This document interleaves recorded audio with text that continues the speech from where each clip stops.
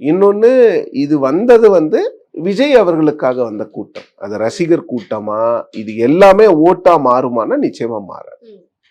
இதுல ஒரு 10,000 பேர் வந்தாங்க. ஒரு எக்ஸாம்பிளுக்கு 10,000 பேர் அன்னைக்கு விஜய் அவர்களை பார்க்க ஏர்போர்ட்டுக்கு வந்தாங்கன்னா, இதுல 2,000 பேர் ஓட்டு போட்டாவே பெரிய விஷயம்.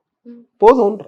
அந்த 2,000 பேர் ஓட்டு போட்டாவே அது வந்து ஒரு மிகப்பெரிய conversion of fans into cadres.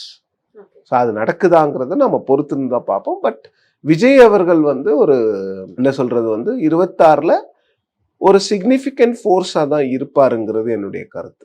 AIADMK BJP கூட்டணி இருந்தாலும் திமுக கூட்டணி இந்த ரெண்டுத்துக்கும் நடுவுல வந்து அவர் வந்து காணாம போயிடுவாருங்கிறதெல்லாம் நான் ஏற்றுக்கொள்ளவில்லை. அவருக்கான சப்போர்ட் பேஸ் வந்து நிச்சயமாக இருக்கும்.